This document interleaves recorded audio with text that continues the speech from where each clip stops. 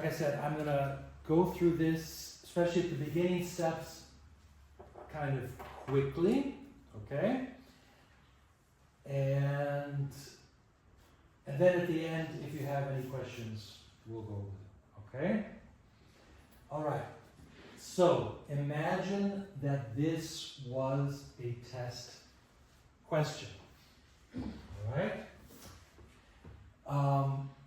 So I'm asking you to harmonize the melody using four-way close plus double lead in bar 1, drop 2 plus double lead in bar 2, and drop 2 and 4 plus double lead for the last 2 chords.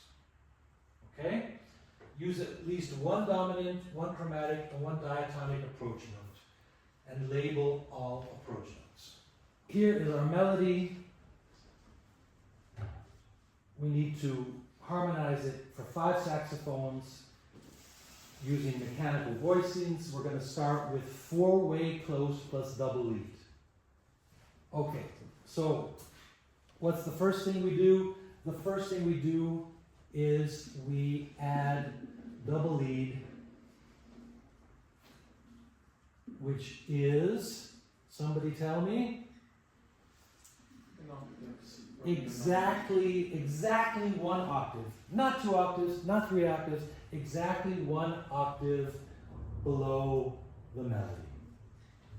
That means of the 5 saxophones, 2 voices have been taken already. So the remaining, you've got 3 remaining voices, and those 3 remaining voices plus the melody, you need to express each of these chord symbols. Okay, so the first thing you should do in your head is you should write or think about, this is really easy, you should know this, the chords as a spread. Normally I would ask you to help me with this, but you guys know this already, right? You did the spread. The whole first semester talking about spreads and chord symbols. First step we're going to do is we're going to look for target notes. Okay, that means you're looking for the target notes. That means you look and you see, is C sharp part of the chord symbol B flat? No. So this will be an approach note. Is D part of B flat major? Okay, so that will be a target note. Is B flat part of B flat major? Yes, target note is A. Yes, okay. Is F? Yes, okay. G minor 7. Is F part of G minor 7? Yes. Okay, target note. Is D part of G minor 7? Yes.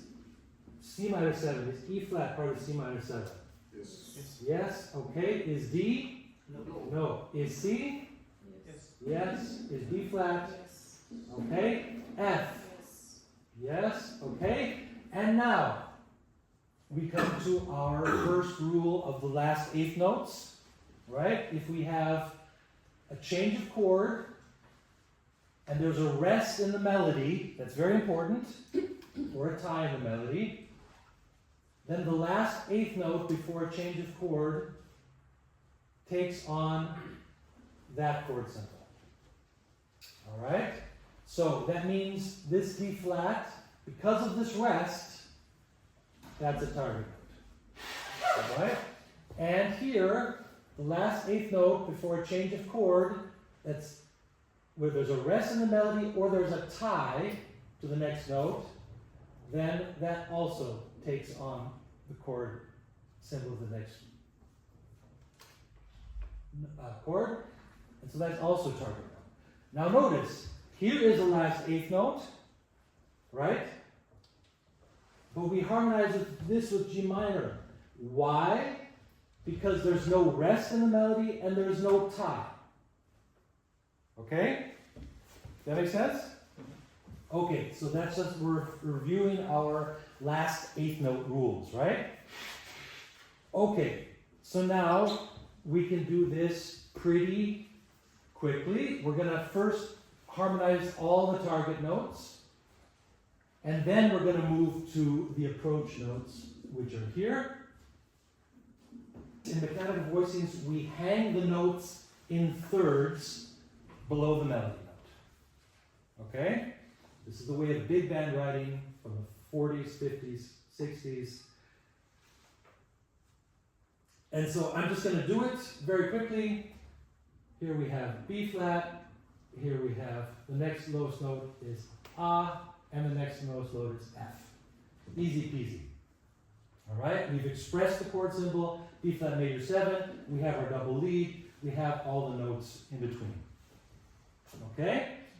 Now, tell me, what note do I hang down here next? But this is a minor second. But this is a minor second, right? Which sounds really bad. It sounds like if two violas playing in unisono. All right? Okay. All right, so what do we do? F. No. Or 6. 6. So you always have the right to change a B flat major 7 into a B flat 6, or also a B flat minor major 7 into a B flat minor 6. Excuse me, that only applies to major 7 chords. It applies to major 7 chords, and that's so that we avoid the minor second. What happened in the first one? Here, Yeah. this is okay because it's not that we don't like minor seconds everywhere. Minor seconds are good. They are our friends. Bill Evans loves minor seconds. Bill Evans goes out of his way to put a minor second in every single chord he can. But in this case, when it's between the top two notes, that's when it's problematic. And that's when we do this. Covers the melody. Because it makes kind of a kink on the melody. So I'm going to just change this. I'm going to hang down the notes like that. Okay? Does that make sense? Alright, so now I'm going to do it here, hang down. Right, we've got B flat major 7, right? And I'm going to do it again here. B flat and A. Alright, so we've done now a great job. Target notes. It's going to sound like B flat major, you can see. It's going to sound like B flat major 7. We've got our melody doubled. Alright, so let's move on. G minor 7.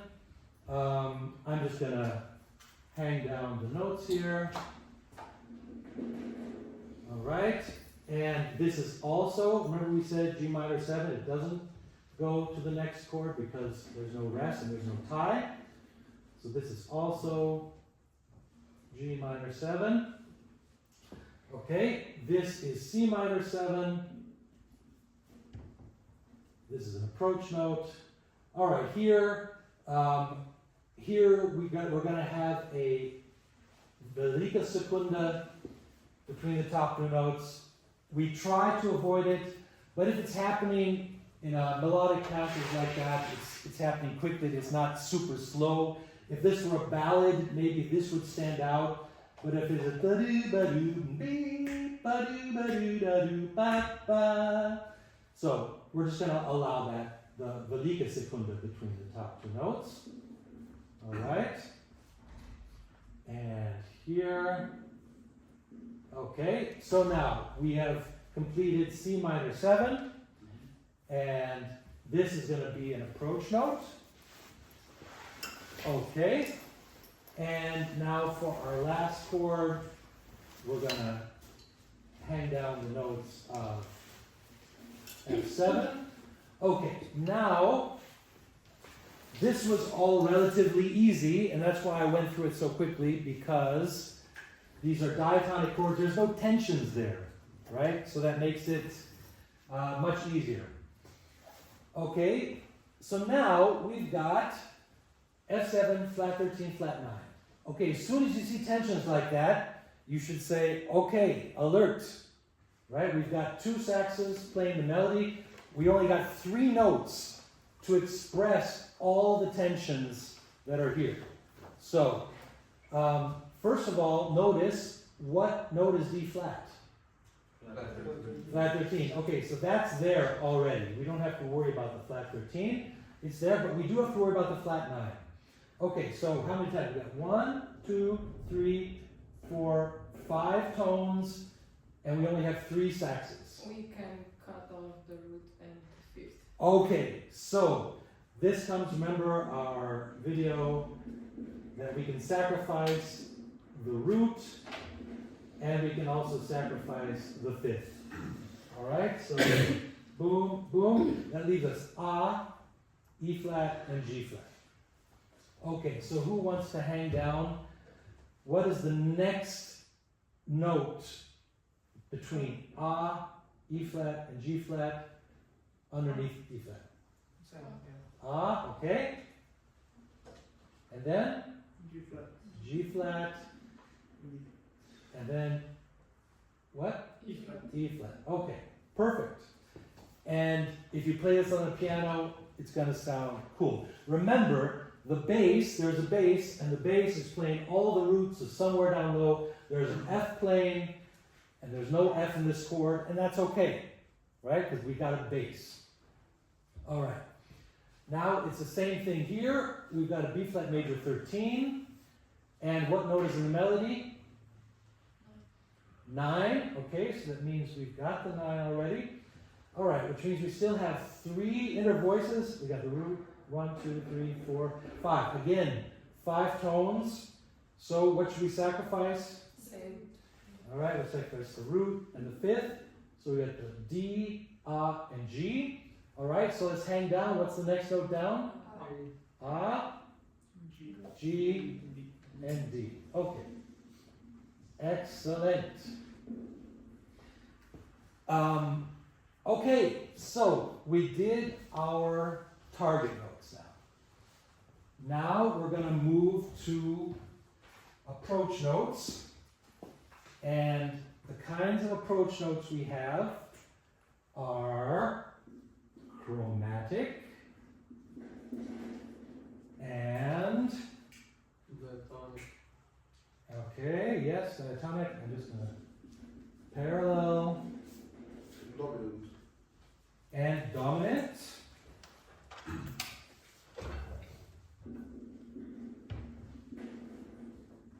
Dominant and, as Bohr said, what did you say, Bohr? Diatonic. It has to do with chromatic approach notes. If the melody between the approach note and the target note is a half step, we use a chromatic. If the melody between the approach note and the target note is a whole step, we use parallel. With dominant, we harmonize the approach note as the dominant of the target note, and the diatonic, we harmonize the approach note in the scale of the target note scale. Okay, very important. Approach notes are always before target notes. Remember we said approach notes,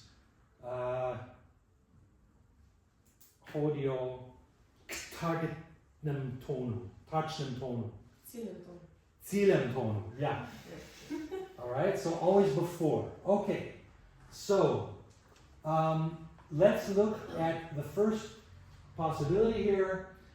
We've got what interval between this note and the melody?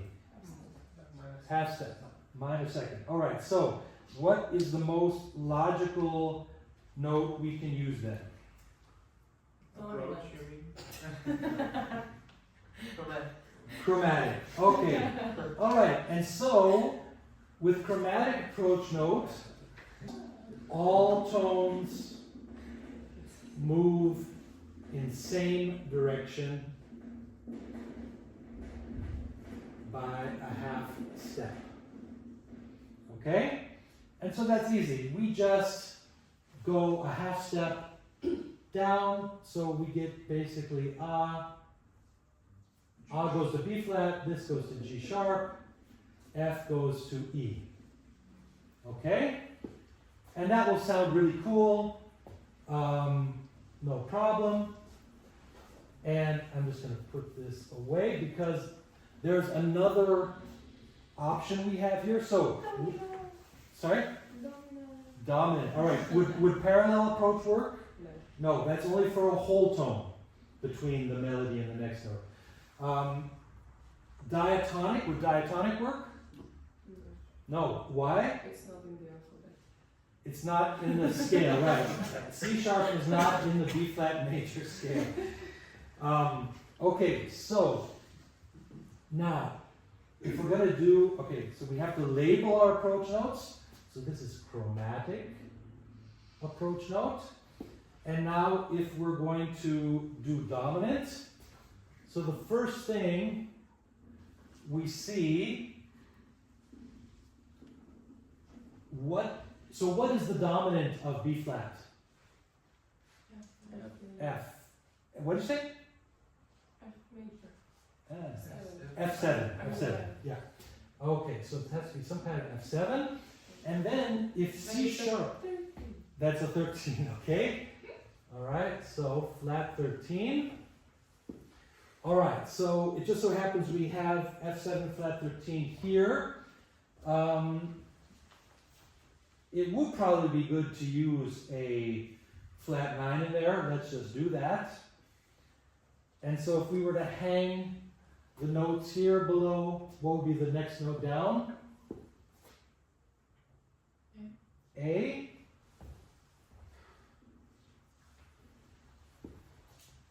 E flat should be in there somewhere. Okay, but what is the next note that comes below A? The flat 9, G flat. We could also use the sharp 9, which would be A flat. But let's not, because that will, if we use G flat, it's going to be nice. It has kind of that third sound. I'll write, instead of G flat, I'll write F sharp. So you can see it has a very nice third sound. One of the goals in this basic kind of mechanical voicings writing is to voice whenever possible in thirds, and then you get that old-fashioned 40s, 50s big band sound, when there's those nice thirds. As soon as you start having more seconds and more other intervals in the chord, it's going to sound more modern. It's a choice you can make. All right, and then the last note is B flat. E flat. I'm going to write D sharp, or I can just enharmonically. And so this is now our dominant approach. And you can see, if you really look at it, it's not that different, but it is different. These two notes are different. So, okay, so those are our options there. Now, let's look at this approach note. And of our four choices, what would be our options? Parallel dominant or diatonic. Okay, so we could use parallel approach. It's the same, all tones move in the same direction by a whole step. C'est le tone by a whole step. Chromatic, all tones move in the same direction by a half step. All right, so D to C, that's a whole step. So we could just take each of these notes and move them up a whole step. That would be a totally legitimate thing to do. We could also use dominant. So if we were to use dominant, what is the chord of this target note? G7. No, the target note. What is this? This is C minor. C minor. So the dominant is G7. All right. Isn't there also a rule that you should use a flat 9 on a... Yes, and let's do that. So let's. On the F7 in the beginning, did we use a flat 9? We did use it. Yeah. Because of that third sound, G flat. Yeah, of course, F sharp. Yeah. Yeah. Okay, so let's do that. I'm going to move it down here. That note, we're going to here.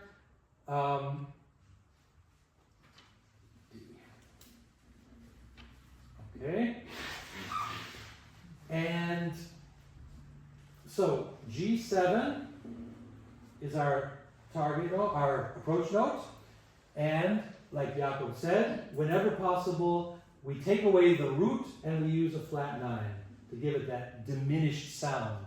Bohr was talking about diminished sounds of mechanical voicings. All right, so let's hang G7 flat 9 down from this note here. So it should be a B? B, yeah, and G. But what did you say? B, B, and then Oh, the A flat. A flat, yeah. flat 9, and Then G. we set. Oh, we said no root. Okay. All right, because always remember the most important thing is the third and the seventh has to be present. We're going to express G7, and then in this case we use flat 9 instead of the root. Okay, so that would be one way to use a dominant approach note on that note. Totally legitimate thing to do. Now, instead, though, what we're going to do is we're going to try the last one, which is a diatonic approach note. And so, basically, what we do is we write out the scale of the target. All right.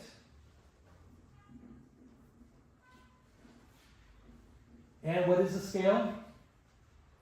C, D, E flat, F, G. What key are we in? C minor. No, but what key is the whole tune in? Ah, B flat. B flat. So C minor is C Dorian. Dorian, the second druga stopnia. Okay. All right. So Dorian, which means we have A. Okay. And then what we do is we use the scale to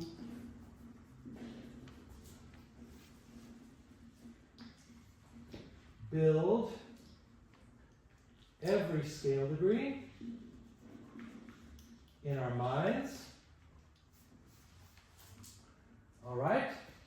And then we look, the melody is tone D, and so which, does this chord have tone D? No, it's out. Does this have oops, sorry, this one. Does this have tone D? Yes. Yes. Does this one? Yes. Does this one? No. No. Does this one? Yes. Does this one? No. Does this one? Yes. Yes. Okay, so these are options. This, or this. We're going to hang that down here.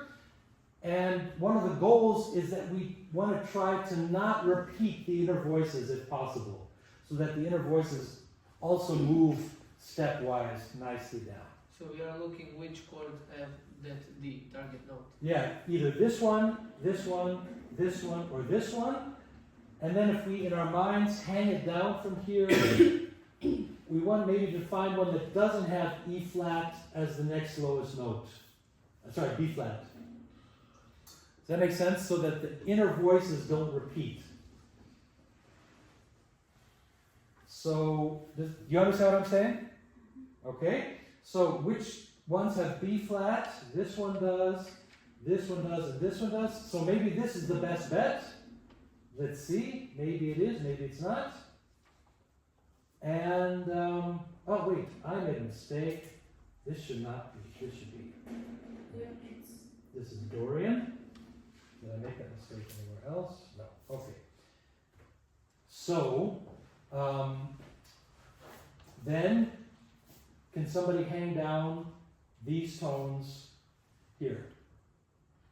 C, A. C, A, F. All right. So that is now a diatonic approach note. If you'll notice, it's also what kind of approach note? parallel. It's also parallel, because parallel means all tones move in the same direction by a whole step. And it just so happens in this case, they're all the same. We could also say, we don't like this whole step here, so we're gonna make this B flat to avoid that, but then there's a repeated note there. These are the things you have to think about yourself. What is the best solution? Do you want to make the second saxophone feel good, or do you want to avoid that velika sekunda in the top voices? Okay? But both is correct. But both is correct. Okay. All right? Okay, so now our sample problem says that we're supposed to do four-way close plus double lead in bar 1, which we did. So just remember, four-way close plus double lead, it looks like this. The notes are all between the two lead notes. They're all within that octave. That's four-way close. And now in bar 2, we're going to do drop 2 plus double lead. Okay? And so, my suggestion to you is try to do a version first of four-way close. That's very clear like this. And then we take the second voice in each of these situations and we're going to drop it down an octave. So this C goes to here. This B flat goes to here. This B flat goes to here. This G goes to here. This F goes to here.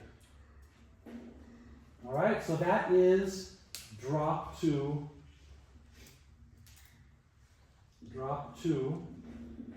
plus double lead.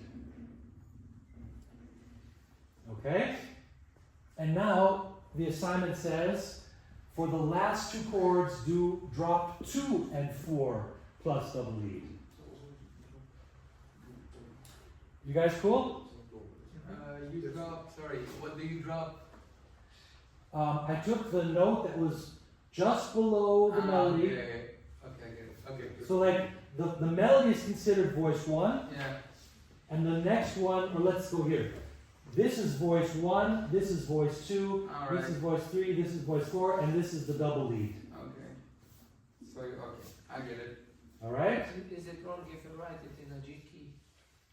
No. I just did it like this now To make because more clear. you can really see Yeah. where the double lead is Okay. very clearly. Alright? And so here's our first voice, our second, our third, and our fourth. And now we're going to see that if we drop the 2 down, that's going to be ah, that's there. And we're going to drop the 4 down, that's here. That's the 7th. And this sounds really good, right? Following our rules of spreads, do you remember? We said it's always good when you have the 3rd and the 7th low in the voicing. Right? Remember that? And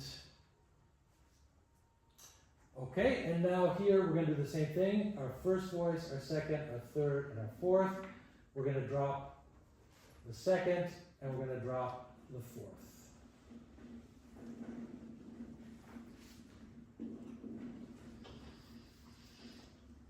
Okay.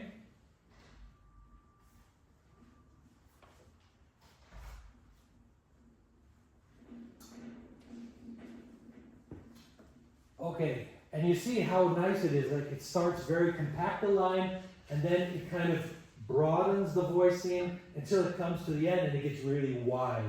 And that sounds really good, you know, the way the horns start tight and then it kind of opens up like that. Okay, so any questions at this point? It says in the, how do I say that? To use at least one, instructions, at least one dominant, chromatic, and diatonic approach note each, but if we don't have that many approach No, notes, okay. So now we're going to go to the next stage that Anna was talking about, and that was when we have a system like this.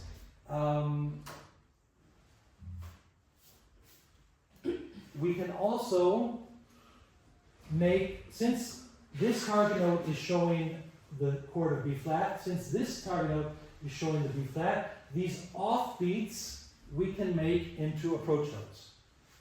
Also, we can,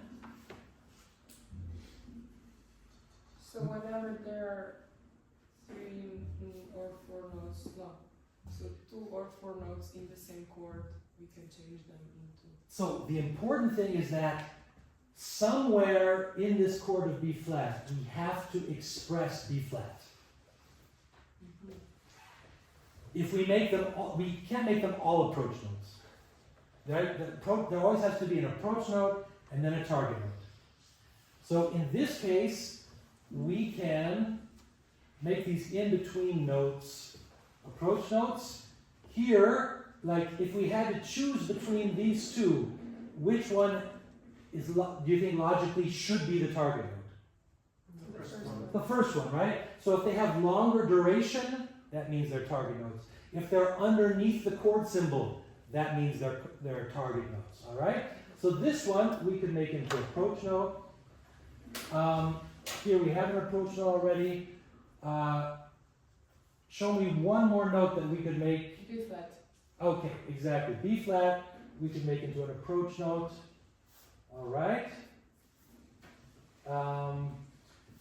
And like here, what about this one? No. Right? Let's be very clear. Here's one chord symbol. On the next beat it changes. On the next beat it changes. So this has to be F7. It has to be a target note because it's under the chord symbol. And then it immediately goes to another chord symbol. So this, you can't make an approach note. All right? Approach notes are only if you have a situation like this where it's very clear. Here's B flat. Here's B flat. What about the A in the first bar? Here? Yeah, this chord, yeah. I mean, Could this one also be an approach note? no. No. I mean, let's say under chord symbols are the target notes. Also on strong beats Okay, yeah. are the target notes. Makes sense. It makes sense, doesn't it? Yeah. It's logical. Okay. I mean, if you look at it musically. Yes. Okay, so now let's look at then each of these possibilities. Here we have, so first time you look at the interval. And what is the interval here? Minor second. Minor second. So what could we use? Chromatic. Okay, so chromatic will probably work really well there. Okay, let's just look for a second. What if I said I want to do a, Diatonic. but let's say, okay, all right, if we did diatonic, Mm-hmm. it would be actually very similar to what we had Of course. because The same chord. it's the same scale. Mhm. Okay, so diatonic, no. Chromatic, no. Can't be parallel because it's only a half step. But now let's talk about dominant. If we wanted to do a dominant, what would the chord of the dominant approach note be? F7. And now the melody is B flat for an F7 chord. Yes, sus. No, but we don't use sus. Maybe we could do a track with sub.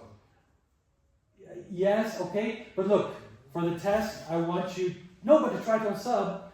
What would the tritone sub of F7 be? B7. Yeah, that also would. It also wouldn't work. So It's like flat 9. no, Oh. that's major 7. Oh, major, oh, I'm so sorry. Yeah. So the idea is to keep it simple. Don't try to outcomplicate things. Don't use tritone subs here at all for now. Okay? So chromatic is our only option actually. All right, and it's going to sound really cool. Okay, what about here? Note F. Here we have an interval of an octave. You could do like you could do a D7 and the F be like a sharp 9. Excellent. All right, so that would be a dominant approach. the dominant of G minor 7 is D7, and this F is the sharp 9.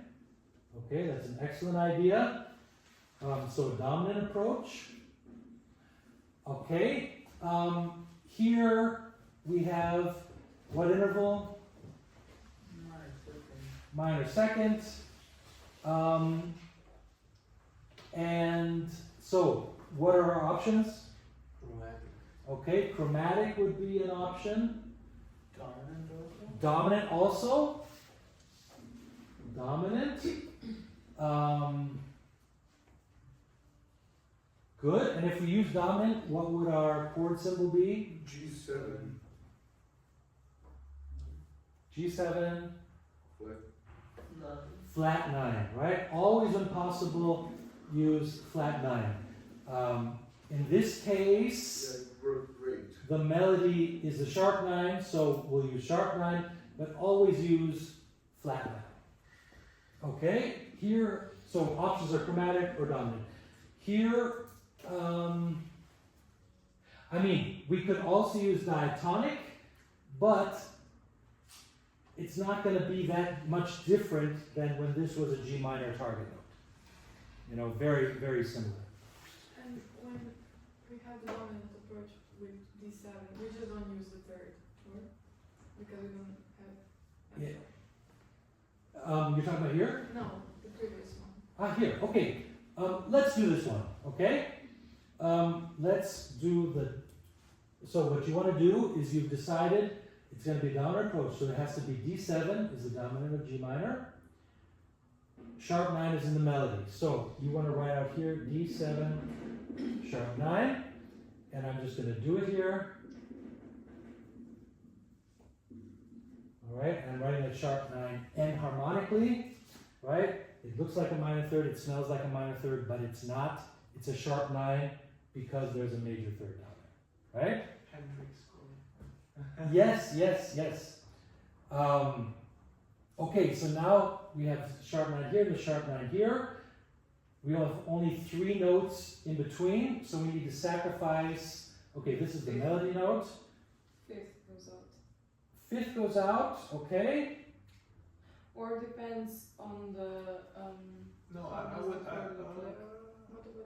We have to use the F sharp, like. Yeah, I think I would use D instead of A because there is a third in the melody Yeah. and the next. Okay. All right. Okay, so let's look at the 2 options. We're going to use either you want to sacrifice the fifth. Okay. Yeah, if me it's- too. Okay. So there is C, and then there. F sharp. Sorry. F sharp. F sharp is here. Okay. And Maybe not. no, that's okay. That's really okay. You have no other option Yeah. because this is No, 4-way close. No, but maybe not with sacrificing the fifth. Maybe it would be actually better to Yes. sacrifice the root. Yeah. You see? So now we're deciding between either putting D here or putting A here. Yeah, A would be better. Isn't it better? Yeah. Because you've got a nice third sound, and then you've got a little bit of space. That's no problem. Yeah. Okay? Excellent. Let's look at our last possibility here. We've got a half step here, so what are our options? What about only for so as a derżek? Yeah, it's the sustain, like F4 suspension. No. I mean, we're trying to figure out what kind of approach note to use. Yeah, So our target is F. yeah. So what are our options? Look at the melody of the melody. Chromatic. So Or chromatic diatonic. or diatonic, yes, okay. I think in this case, Or dominant. or dominant, okay. And if we use dominant, what is the dominant of F7? C7. C7, flat 9, whatever you can, use a flat 9, okay. I think that looks really good. we could hang it down. But also chromatic would be really cool. It would also be totally okay. So I'm going to put all of this up on the video. I'm going to show all this. Is there any? Would you like me to fill this out now, or should we go on and look at something else? You want me to fill it out? No. Work on something. Okay, let's work on something else.